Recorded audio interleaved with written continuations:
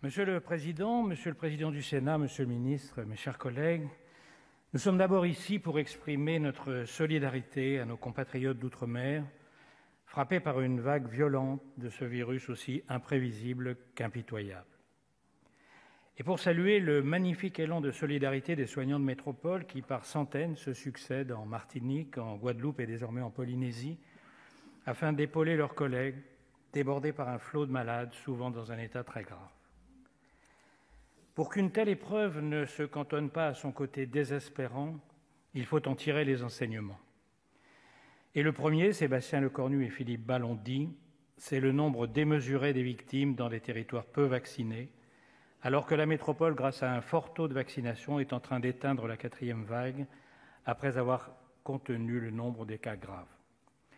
S'il fallait une preuve de ce que les scientifiques répètent depuis des mois, que le vaccin pour tous est la seule chance de vaincre le virus, eh bien cette preuve, nous l'avons sous les yeux, de la manière la plus éclatante et malheureusement la plus triste qui soit. Cette preuve vient accabler, démasquer et dénoncer ceux qui, depuis des mois, tentent de discréditer le vaccin, d'effrayer les Français et de répandre leurs bobards sur des réseaux antisociaux devenus le fort Chabrol des agités du bocal, et dans des cortèges de pigeons menés par des ânes, ces politiciens des deux extrêmes dont les sermons vaccinosceptiques ne sont que le moyen d'atteindre l'objectif qui les obsède, foutre en l'air le système. Heureusement, comme dit le proverbe, le trot de l'âne ne dure pas longtemps.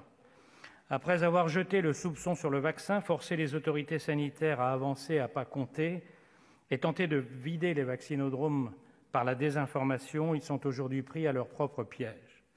Alors que les résistants d'opérette s'exprimaient dans les rues avec leurs pieds, tous les autres Français se sont exprimés avec leur cervelle en se faisant vacciner.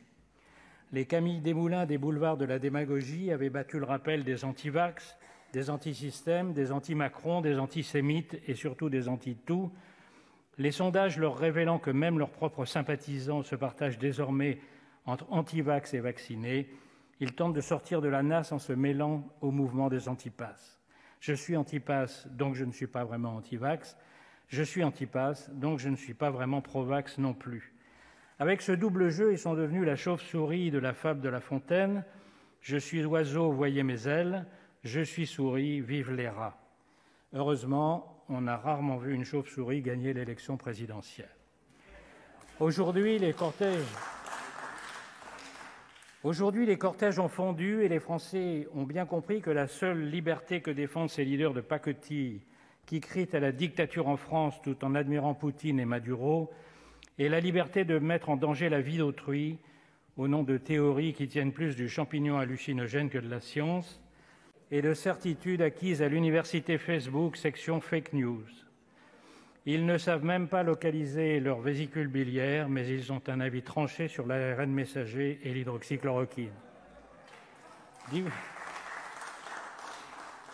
Divine surprise, après un débat confisqué pendant des mois par des minorités aussi bruyantes que clairsemées, boursouflées par une couverture médiatique inversement proportionnelle à leur nombre, dans un drôle d'attelage à trois, les excités cherchant le bruit, les télés cherchant l'audience, les réseaux cherchant la haine, une majorité silencieuse des Français, de plus en plus solide, est montée en puissance pour défendre l'adhésion à des vérités rationnelles que les adeptes du glissement de terrain mental n'auraient jamais dû pouvoir mettre en doute.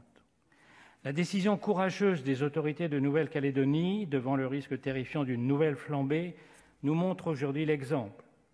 La vaccination obligatoire, ou en tout cas généralisée, est notre prochain défi.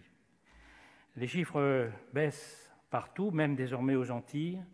Sommes-nous à l'aube d'une victoire sur la pandémie ou n'est-ce qu'une simple trêve? La réponse simple, claire et définitive à cette question est « Dieu seul le sait ».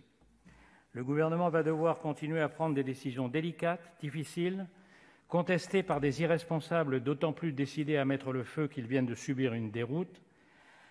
Faut-il décider d'une vaccination obligatoire en métropole? Comment organiser les modalités de la 3e dose? Comment maîtriser les risques à l'école, à l'université, dans les lieux publics? Ce sont quelques-unes des questions que nous aurons à trancher ensemble dans les prochaines semaines, et le Sénat le fera avec le même sens de la responsabilité qu'il a su montrer jusqu'ici. Pour l'heure, il s'agit avant tout de parer au drame que vivent nos compatriotes d'outre-mer et, bien sûr, nous voterons le projet de loi qui va le permettre. La parole est à Monsieur Guy Benarroche du groupe Écologie. Pour 5 minutes.